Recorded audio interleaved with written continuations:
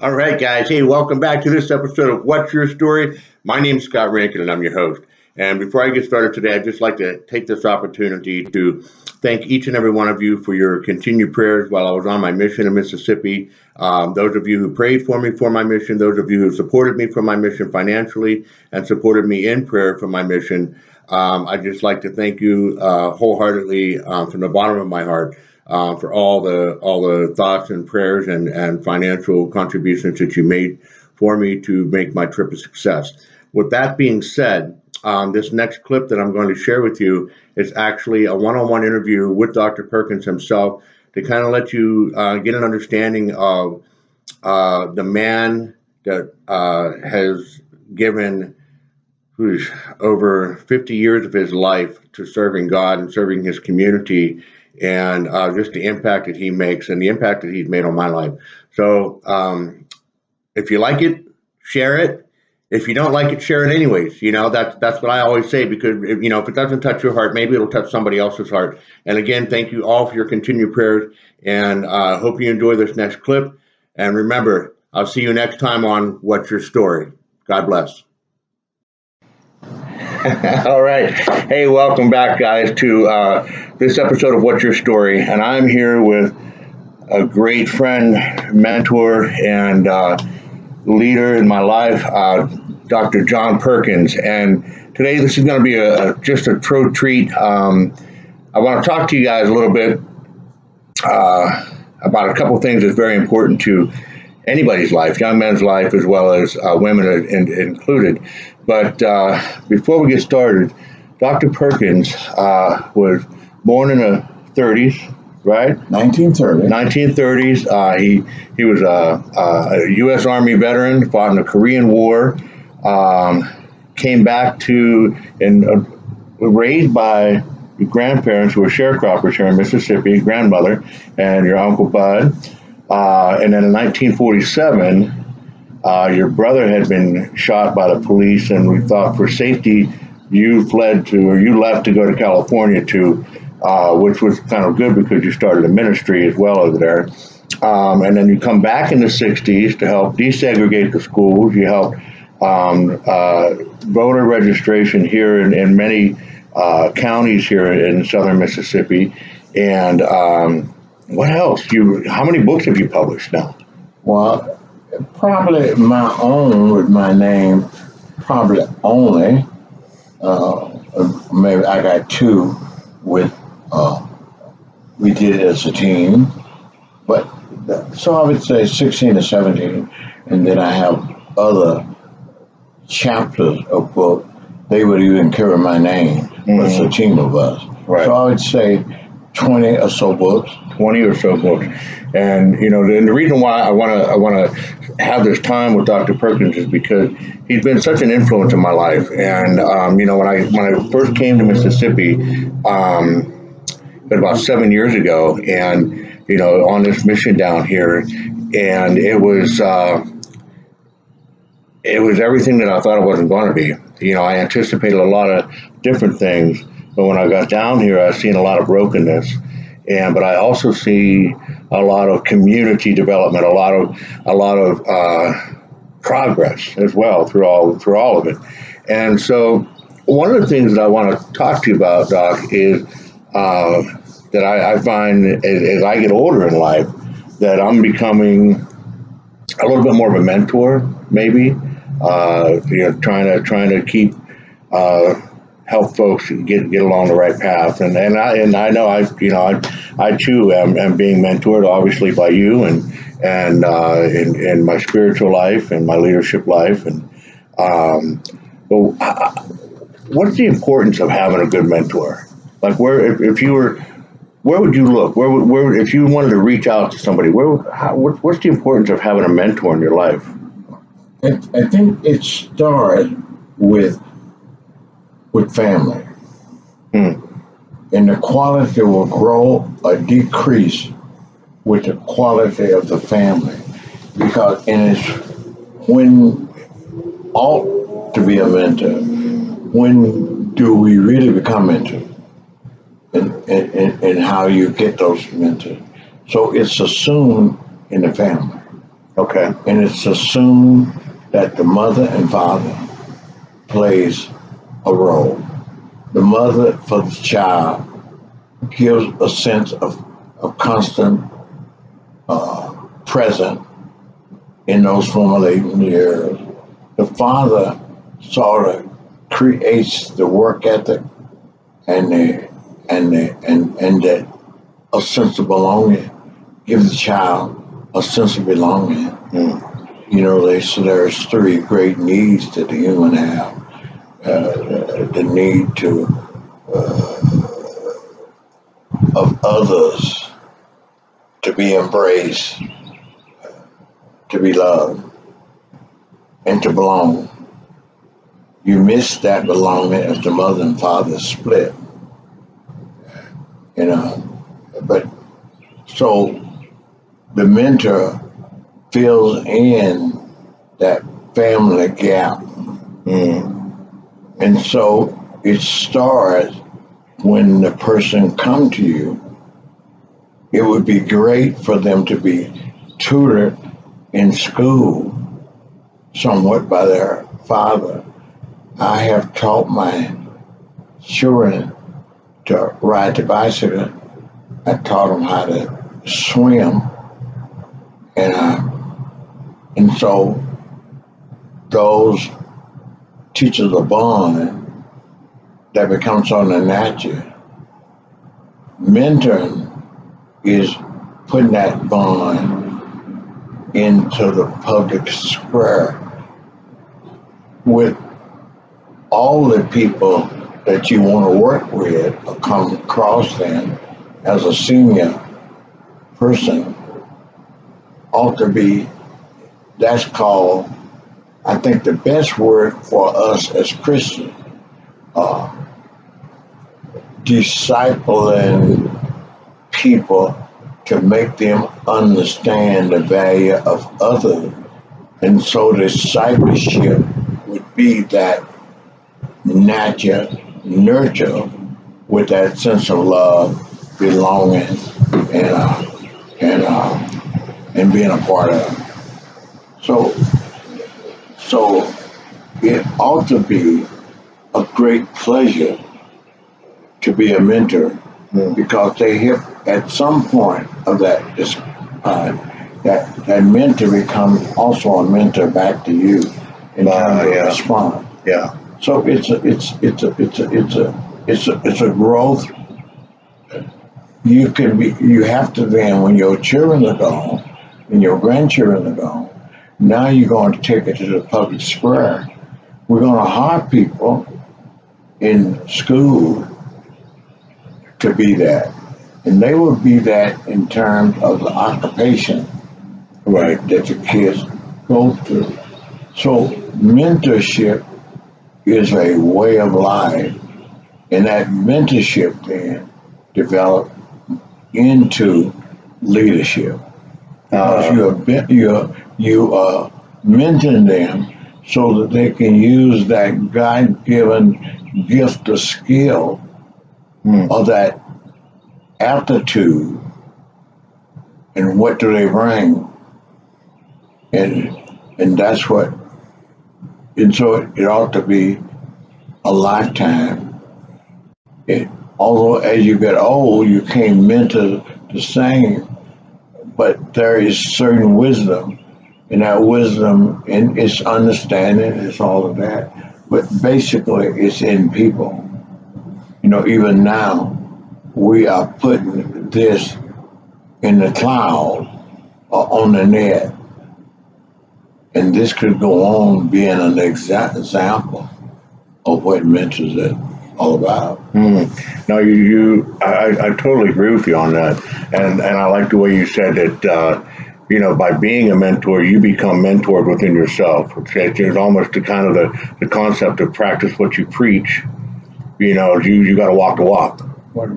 It has more profoundness in it. In most profoundness in it. And I'm grateful that in my reading of the scripture and the reading of the Genesis report, I'm so glad that I intentionally have tried to put it in the community. It's not always successful, but to a certain degree, it is successful. Yeah, well, you've been quite a mentor Yes. to your community, to your family, to many families. You know, we're here with the Kings Harbor family from Torrance, California, and it's a blessing being here with you. And we should hear God speaking to Abraham, and unto you, Abraham, all the families of the earth will be blessed. Now, Abraham actually do that, but Jesus restated in terms of discipleship. This good news of the gospel, that's the message, must be preached into all the world. In a great sense, we can fall into that. At least that should be a part of our big world. With our family, our county, our state, our nation, and all those have mental ideas for that. But that old person now is a collector of wisdom. By themselves, with God, they collect that. And then how do you harvest that? How do you harvest that? I think we can use our technology to harvest that. Yeah. Yeah. I think it's getting to the point where we have to use technology to harvest it. Right. And it's so right. It's so fresh. It's so fresh available. Yeah. Now, you said something when you were talking about earlier, mentor eventually leads into leadership. And now, 1970, you were nearly beaten to death, tortured by law officials, by the law itself, because of your leadership, because your role that you were playing as a mentor and a leader in your community and your church, and the things that you were trying to do. Nearly beaten to death, tortured to death, nearly left to lay in your own blood, your own everything, and still.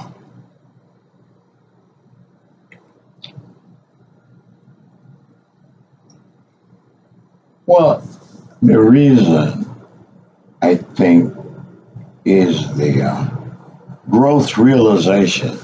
I think we do something by human instinct.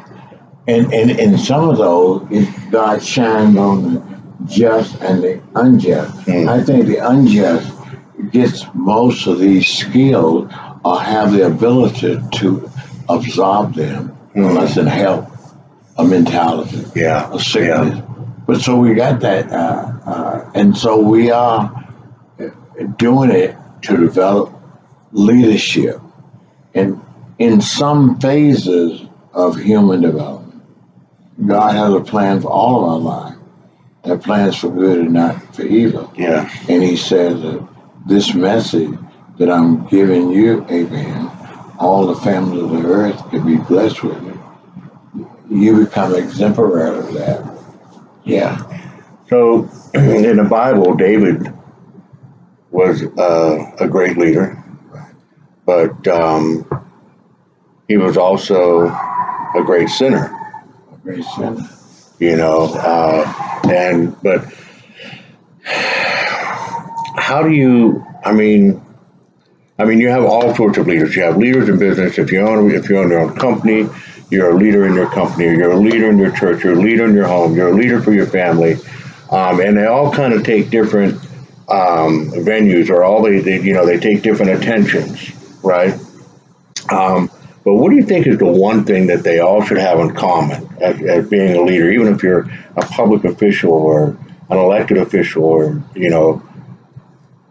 I think it's your stewardship of these human values. They're called principles. They're sometimes called doctrines. And you are to nurture people in certain areas. Like, basically, whether it's Christian leadership, whether it's a Covington, or whether it's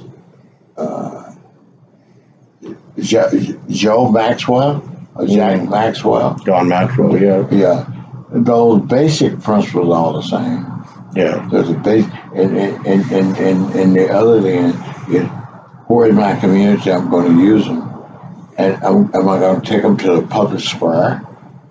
So how you use your leadership and Right, but the principles of leadership is about the same. It's about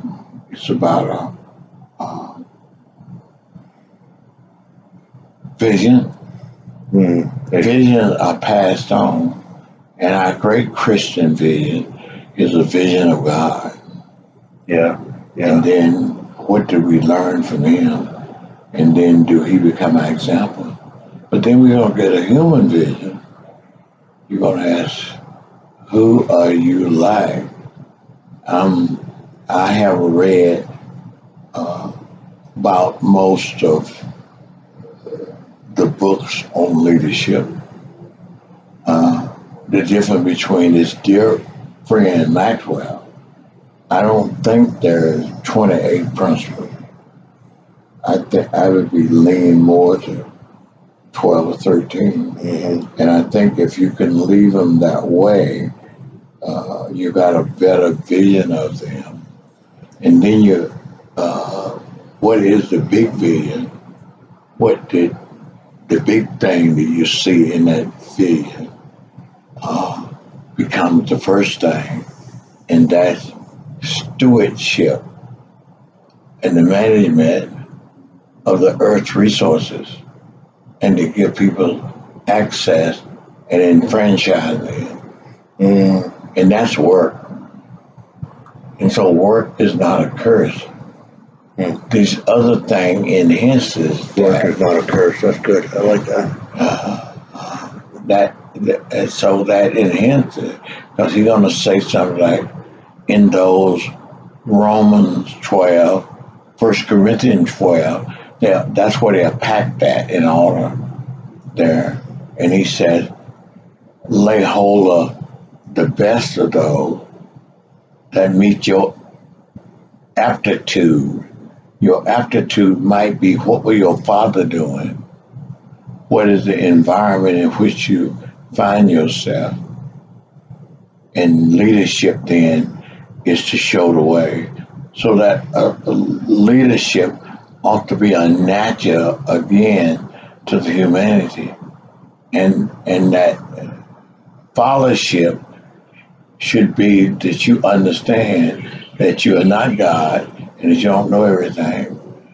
And there is a need then for the architect, for the planner, for the draftsman, for the carpenter, for the welder, and for the teacher. You know. And so the leadership is an era of life. People like to say, you've got to be a follower before you're a leader. That's truth, and it's not true the way we do it. It's one of those this and that, and we'll try to eliminate one of those and keep the other one as superior. And the reason our technology has gone so fast and powerful is because of the teamwork is there. We have discovered afresh in our generation the knowledge that we need, these multiple gifts within any venture we have. And so the millionaire is now quickly is not the gold digger that was important doing that. What's important now in this new technology is 7 people working on one, what you call it, amp. Working on one project. It's putting together a delivery system, and they're the ones who get rich with each amp. The black boys got rich in our day, we got some miracles. And this was the guy that came out of rap, it came out of music. For them, making these earphones. And Apple gave them $2 billion for it. Now they're investment bankers. Right. Not only do they keep, they probably made some kind of contract that you can't make no more just like this. But the biggest thing now they do is go out and find people who want to make something they know about. Right. Right. Either become a consultant, like you are, ought to be tied heavily to family values if you're going to enhance people to save enough money so they can live a qualitative life, so they can bring it to the market. Jesus called the guy who made it all, but didn't take it to the market. And he was so selfish, I won't be able to bigger bond. He should have had some big bond, but he should have took it to the market.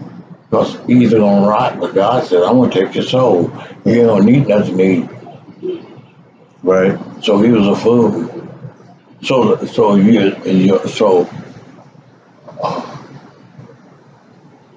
Stewardship of what you have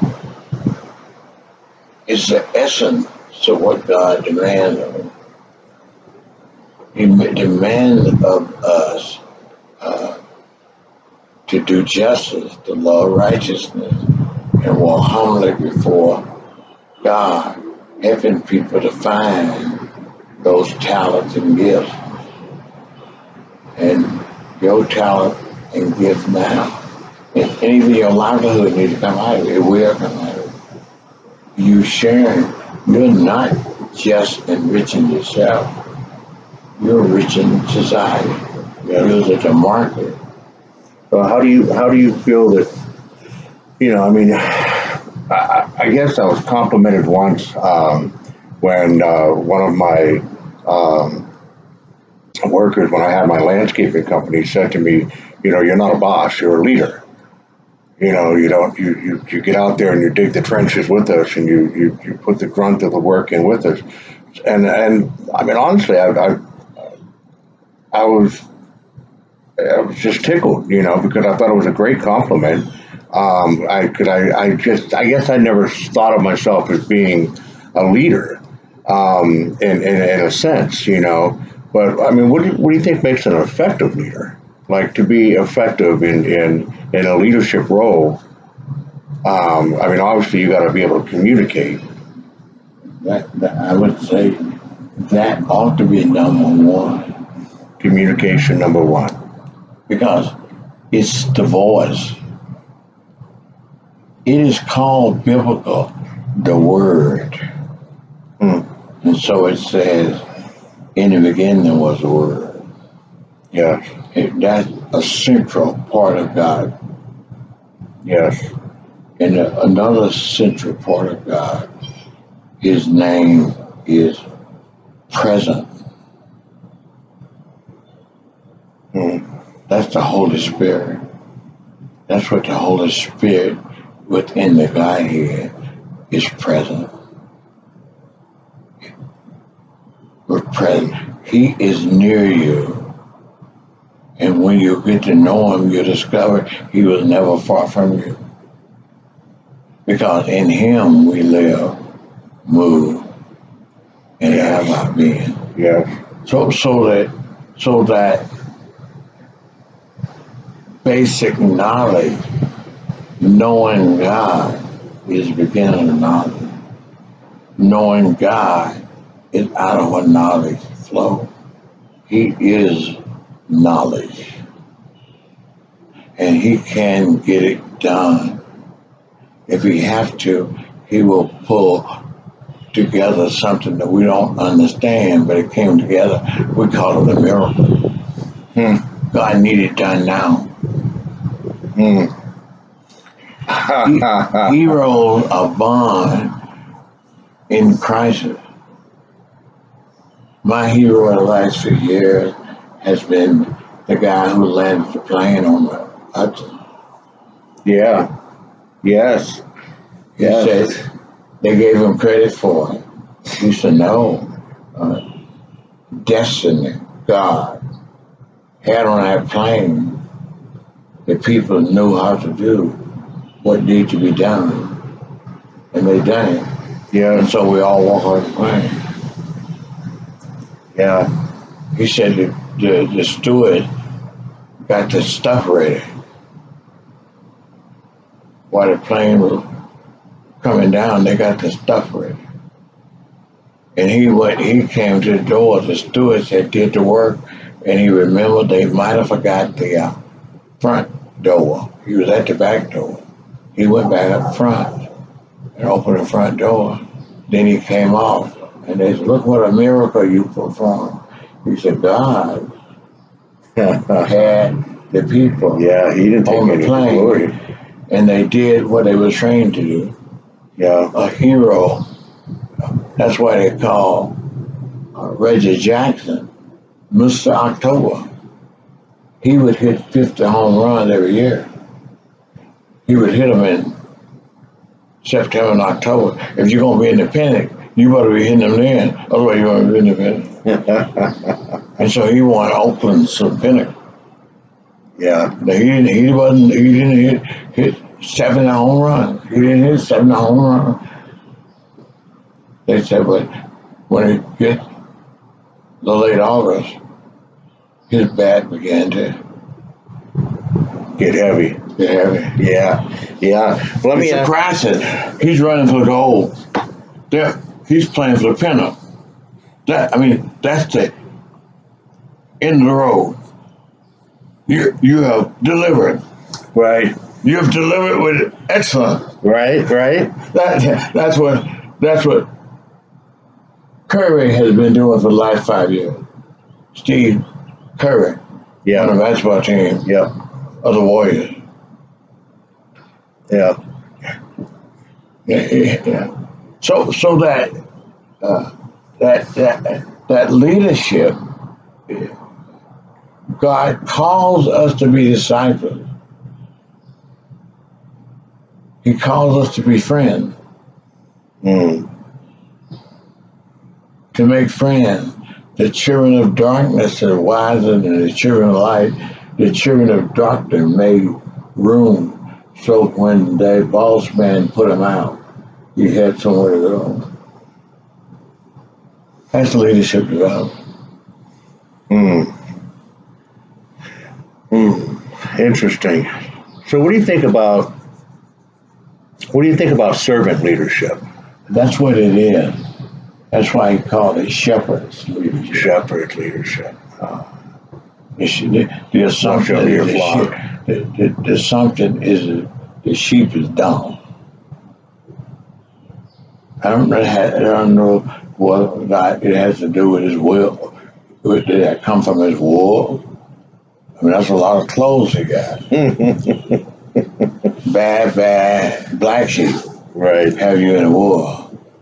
Yes, sir. Yes, sir. I have 3 backs full. One for my master, and one for the dame, and one for the little boy that lives in the lane. That's him. Paul Getty said, that's where you do business. He said he was a business. He says, who do you look out for first in the business? You? Your investors? Your workers? And that's how you run our business. And then you care about the sources from which it comes. That's the earth. You're not a color sky. And so you made a steward of the earth. That's what you gotta have to do with it. We're gonna redo this whole thing. I want to see the girl redo it. But for the next generation. Yeah. Well, so you've been a leader for almost 60 years. You're 89 years old. You know, yeah, you know what I discovered, I'm saying to you, I think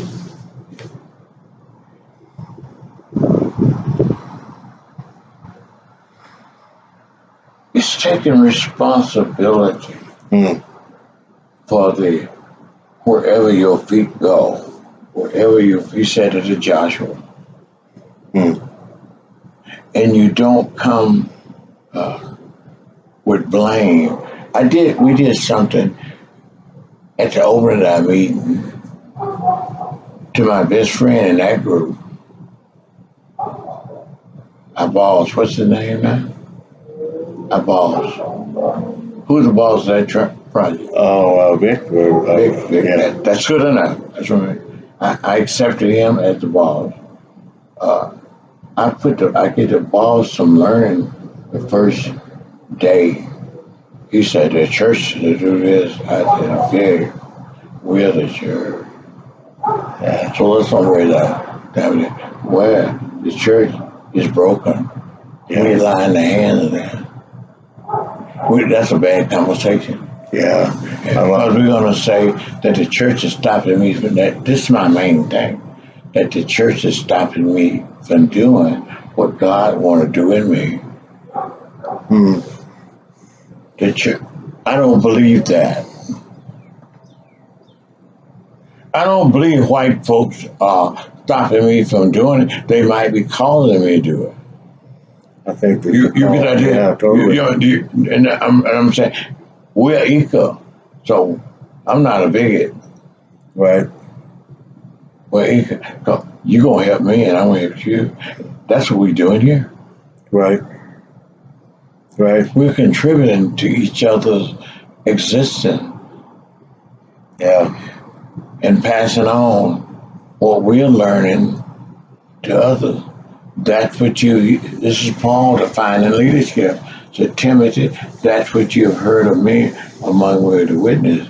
Commit thou to faith of men who shall be to others. I haven't did the diagnosis of the difference between Paul's letter to Titus and his letters to Timothy.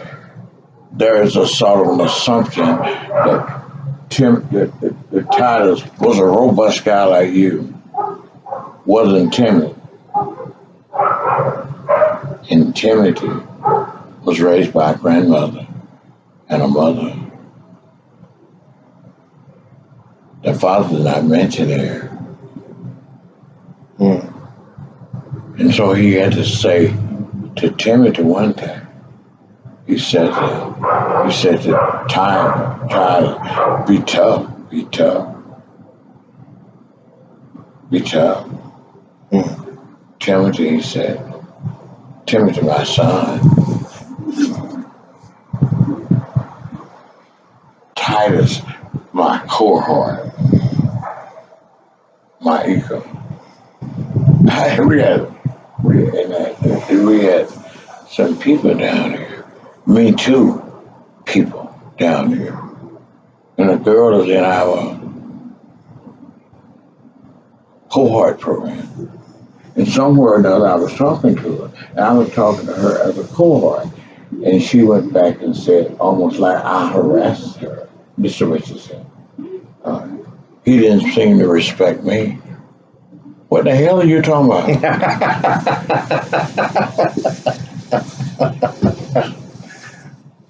Wow. She was a cohort. Wow. We are equal before God. Praise her name. We're not equal in this business of leadership. Mm. It's what you wanted me to do is to equal her with me. I got it already. And he didn't recognize me. Right. You wouldn't have been here. You shouldn't have come. Right. If you know everything. Mm. And so the leader need to want to be led. Leader needs to want to be led. Yeah.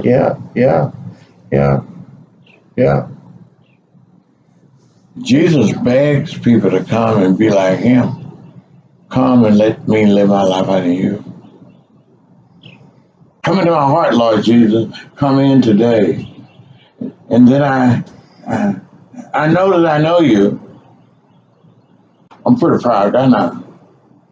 The burden of God for me is that I might know him, and not John Perkins, your job is to make him known. Mm. So there's a certain amount of responsibility, and there's a certain amount of not being a victim. Mm. Wow. Yeah, that's deep. Yeah. And how do we preach that truth and love? And she said that in a minute somewhere. Said it. What she was actually saying, I didn't respect her beauty. Look who I am. I was respecting her. We let her into the program. What in the hell are you talking about? Yeah. And you have a great program here. I mean, you guys, so just so that, everybody knows, the John and Vera Mae Perkins Foundation is big on community reconciliation, community development. But I know the first time I came here, I remember what you said. You didn't come here.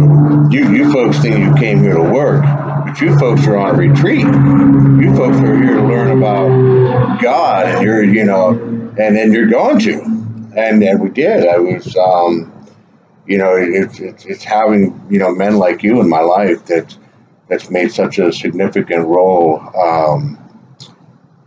of my leadership, or my longing for leadership in the church, and I get you makes me think. When you get to thinkers and thinking, your mind, not only you keep this tape, that's yours. I would say, if I was you, I would get somebody to transfer it into words, and I would just make a little self-publishing manual out of it. And you could do it how you doing. I'm working on a book that a guy came to do an interview with me like you. And then over the years, we said, let's make this interview into a book. I haven't had time, but I got the first draft in there. That's my job for the next few days. And I carried with me on my trip in my briefcase. So if I wake up at 2 o'clock in the morning, and that's when I wake up early, I can read it. And I know my first trip down here, I kept a journal. I wrote a book. I've shared it with friends, and well, add this. That's all I'm saying. Add this to your own. I'd love to, for sure. Because I have so many great memories of coming here to Jackson and being a part of the foundation, and just watching, from the first year of being here, and seeing buildings that were broken and down in ruins that have been built up, and, fences, yards being kept, you know what I mean? That's progress. That's progress. And I love seeing that immensely. Totally. So we talked about mentorship. We talked about leadership, and a little bit about servantship. What do you think is the most important thing for young parents or a young man coming into life, or because nowadays, life today is so much different than life when most, in the 50s and 60s, where there was a mom at home and the father went off to work. Nowadays, the way things are going, mom and dad are both gone to work, and the kids are left to kind of fend for themselves and figure things out, or it's a broken home. I was blessed that I had my father wasn't present in my life, but I had. And I've said this on several of my segments, where I have had role models in my life, be it my coaches, my mom, first husband, Rich. He was just a great mentor in my life. And because he was the one who taught me patience. And it's probably, or maybe I taught him patience as a small child. But when you come from a broken home, or maybe even abusive home, what are your thoughts for young starting families who come from those homes to don't repeat the process? I think I'm gonna say it funny, you hear me? Learning how to walk and remembering that you are human. And when you walk, you take responsibility for your life. Yeah. See, there's that word, responsibility. Right, yes, first one. And the child don't want you necessarily to pick them up anymore. They might want to play with you and pick you up. Because kids like to do that. But they like to run when they learn how to walk. We have to restrain them. Don't run out in that street. I see people in the city and I laugh and I praise them. A lady with a child and she'll have a chain on it. Yeah. You got right. Yeah. That's a good idea. I ain't ready for you to have responsibility for yourself right now. Yeah. Oh, well, that's good. You run up and climb up. Yeah. So the first thought is, I'm raising this child to be responsible. And with me and my great grandchildren, I tell their family, don't you walk around here telling this child what he can't do.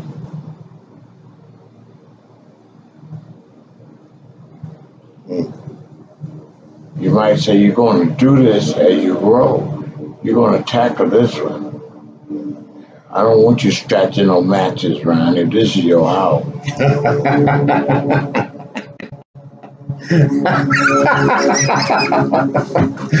My grandmother would tell me, don't play with matches or I'll wet the bed. She was tricking. She was tricking you. She was telling you about sex. She would tell you about sex. I done took this diaper off you. Right. I done took this diaper off you. And you're free. You're free. Go to stop. Mama had John, and we had another little boy, his age, and we were in California. He's back here, my oldest, Spencer, not Spencer, but Philip boy. And we had a grandson out there. And they got the plan in his car. My grandson there, Wayne, he was a mobilized guy. He was a race driver and all that. Oh, yeah. And so he wanted his boy to be a race driver. So his boy wanted a little car. And they were in the little car, just running all in the back, there. And so when it's time for him to go to the bathroom, his diapers, he dukes all over himself. He's too big to do that. And Mama got him. She pulled the diaper off first because she didn't want that to stop the pain of beating his butt. And saying, you got to take responsibility yourself. You're not going around duking for me to put it out. You should have went to the bathroom. Right. And she didn't have to whip him no more. Yeah. So, you got to be responsible here. I am not your diaper changer. You should be for that. We done took a diaper off you. Yeah. And then she got to go get all that junk out of his clothes. So what you think? I ain't gonna do this no more. I'll kill you, youngin'. I brought you into this world. I'll take That's you out a- the same way. My mother said that all the time. too. I brought you into this world. You got that's why you that she made you a leader. Yeah. She planted the seed. Hmm. You know what I said to we just had a miscarriage. John last week. I haven't talked to David. I haven't talked to him. I'm disappointed. Not with him. I want another boy. I don't want to make him feel bad. And he don't want to make me feel bad. He didn't probably come. Yeah. It's all God's grace, though. Yeah. Responsibility. I think. Responsibility, passion, all of those all go together. It is not one piece that makes a leader. Vision,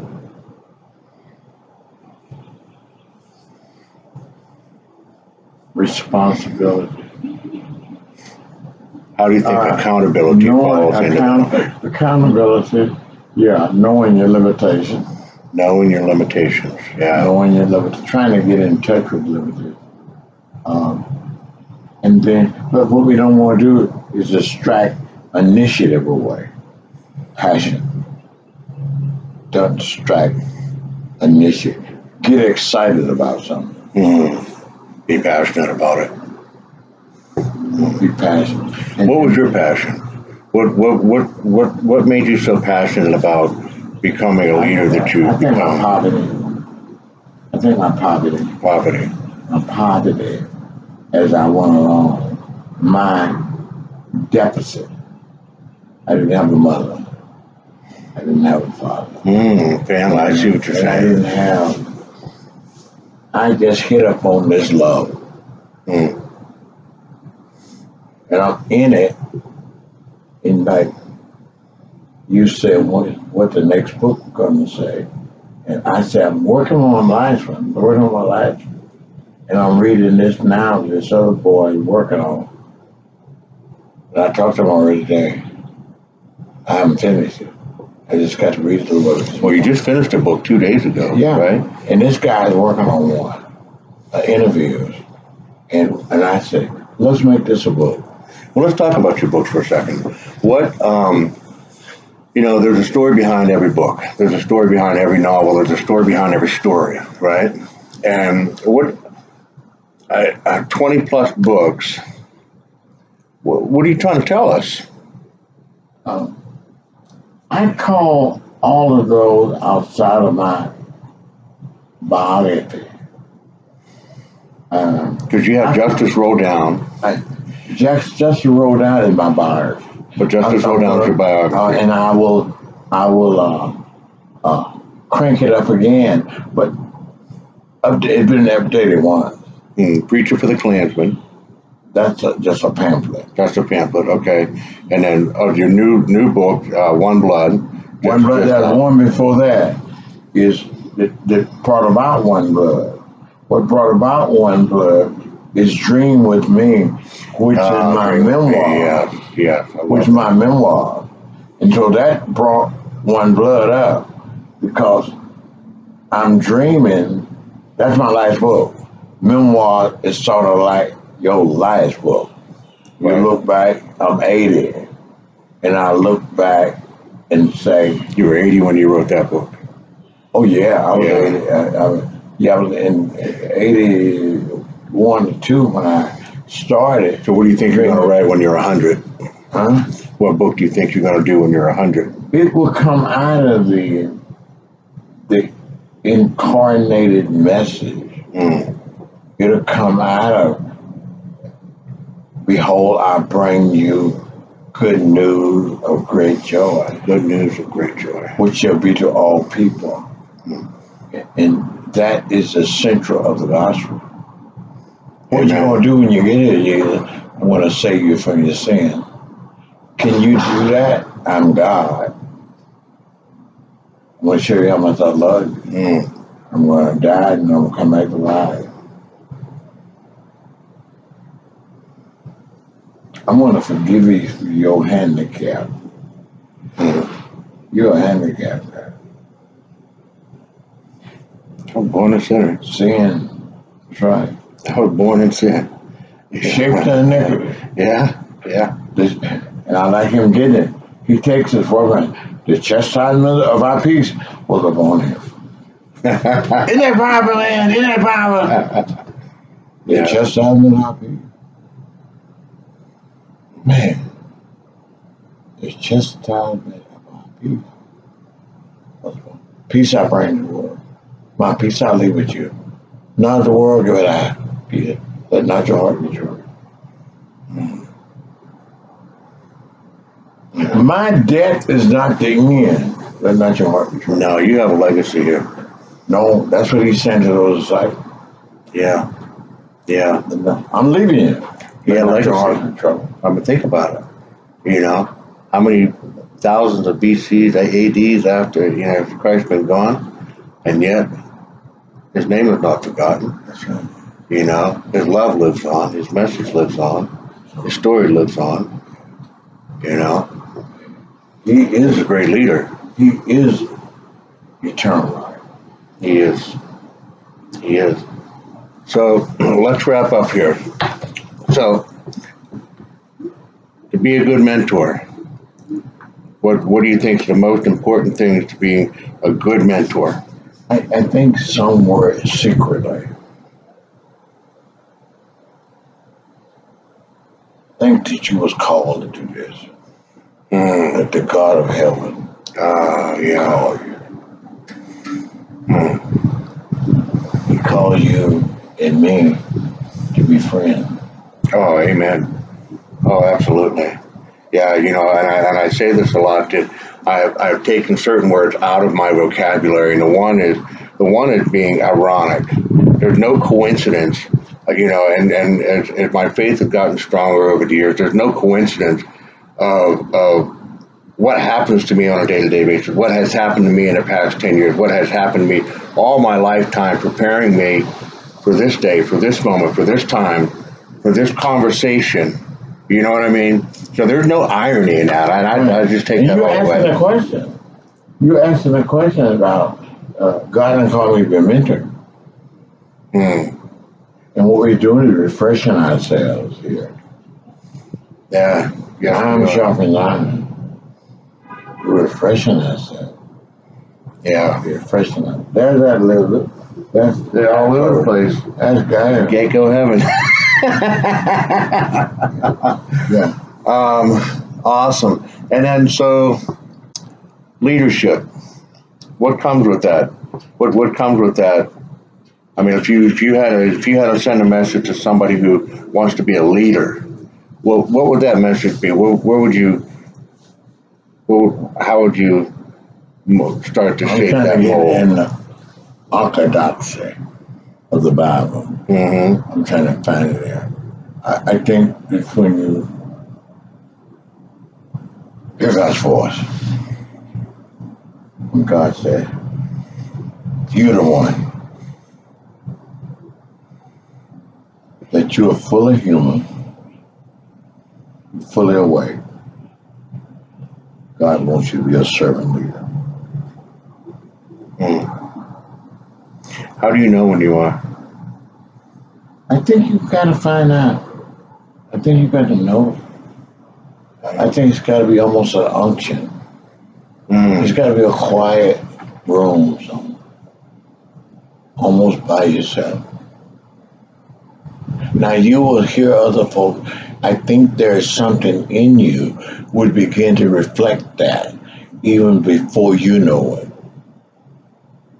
And your school teacher say, you got it. This is my best student. Yeah.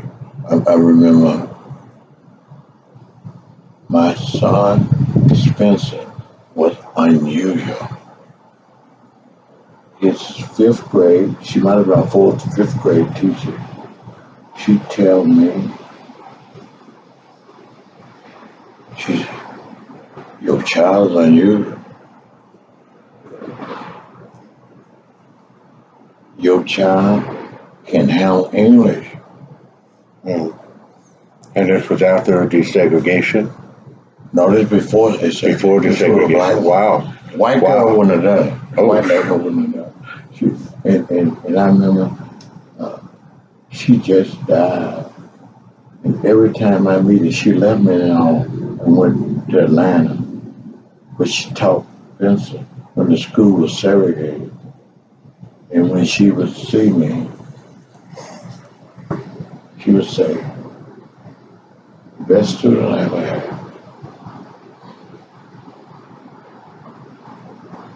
And I would tell him. I would see her when he died. She wept when I saw him. She didn't know he was dead. She wept. It was a meeting. And she wept. Because every time before, she would tell me about her. A coach here in town, in Mendenhall, you saw him.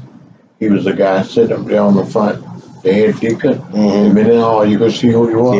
Yeah. Turner. He was Spencer's basketball coach. And Spencer led that Mendenhall team. That Mendenhall became the state champion of their division. And he got the game ball. And me and him would start talking. First thing I know, he's crying. I'm crying. He would say, he's the best human that ever coached. He would say what Clinton, fourth grade teacher, fifth grade teacher, he brought us his inauguration from Hope, Arkansas.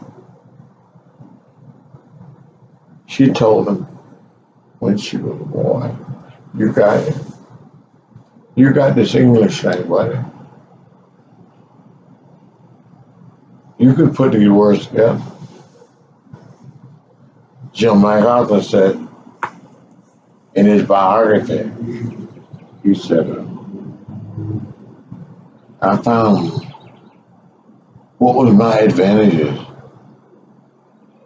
How did I become this noble leader?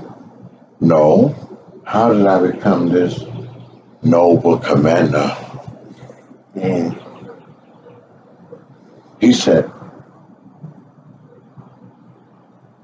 my mother taught me love when I was sucking her tit. My father made me a leader when he said something to me, he meant it. He taught me command. And his last word, I love it. I'm a soldier. I follow my advice, even though Truman fired me.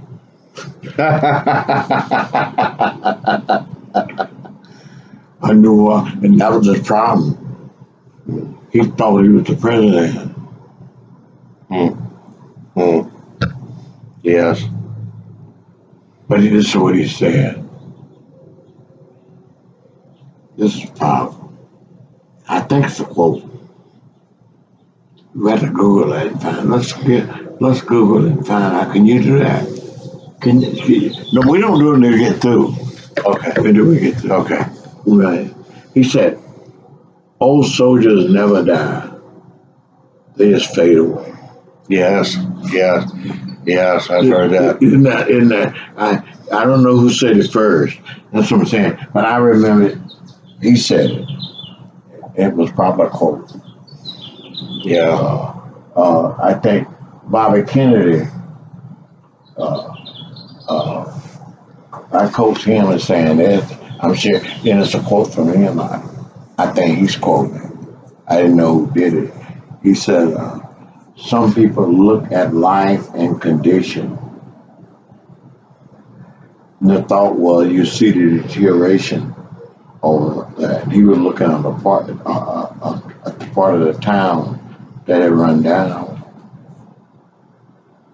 And he said, some people look at it and that's why, trying to shift the responsibility somewhere. He said, well, leaders look at it and say, why not? Why don't we make a new reality? Yeah, yeah. Why do we make a new reality? That's what we need. Deep down in your soul, you got to believe in yourself, and then cast that self to God. Well, Use that to lay hold of God. I need you, God. I need you. yes. Walk with me, Lord. Walk with me while I'm on this pilgrim journey. Better yet, while I'm on this tough, tedious journey. This technical life. Walk with me, Lord. Walk with me. You guys are overdoing it.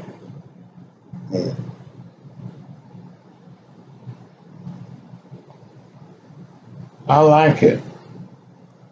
Yeah. I like it. You guys love me. Yeah. I intended it. Isn't that beautiful? Like this girl walking up. I think she was white. I think she was white. I could look in. She might be black. I don't know. Because she was so sparkling. But she was crying. And I'm talking to somebody else who in the pecking order, she's respecting him and I'm respecting him. Might have been the pastor, somebody we talking. But she's sitting up there waiting. And the pastor, you're a good pastor then, would see somebody, I just spoke.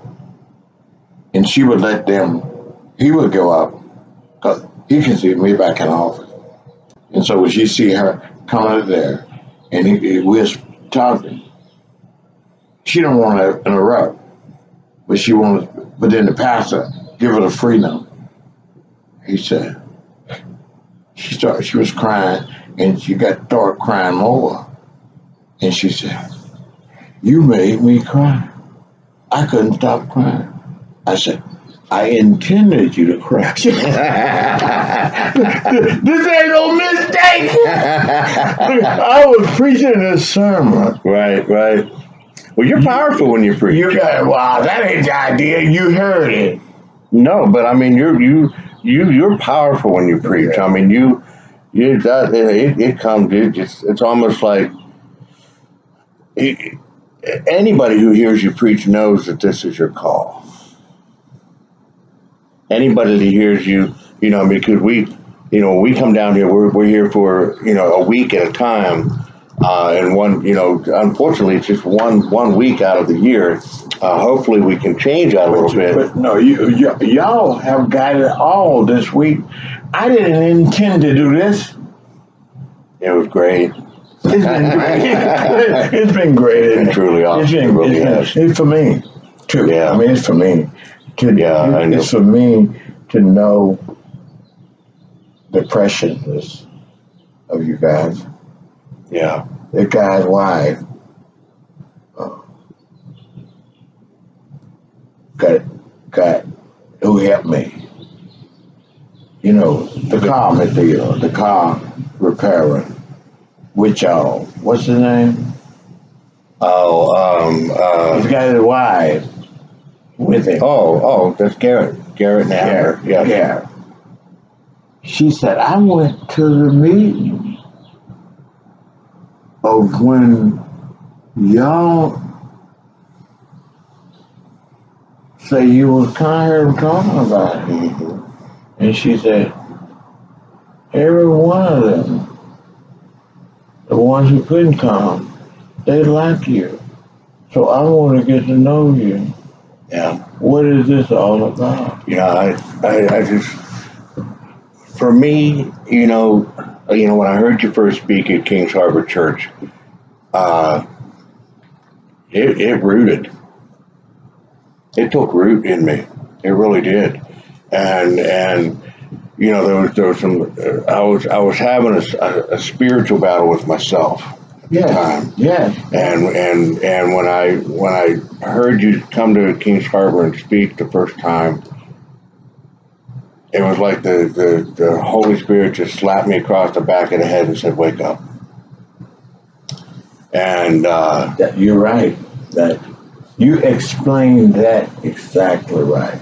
It's the present of him. Yeah, absolutely. And then you know, to just like this, you know, just having this to be in your presence, because you know it's not just there's so much wisdom here. You know, there's so much to learn. Like, I wished I could just plug my USB cable into your brain and get it. You know what I mean? Because there's the lifetime that you've lived, the trials and tribulations, the turmoil that you personally went through, and Vera May personally went through, and your family, the losses, the fights, the struggles. It's just amazing. You know, it's just and to be a part of that, to be a part of this family, is just it's lifelong. It sounds to me. I was glad we came in April though, because June, July is too hot. You know, it's been a good trip though.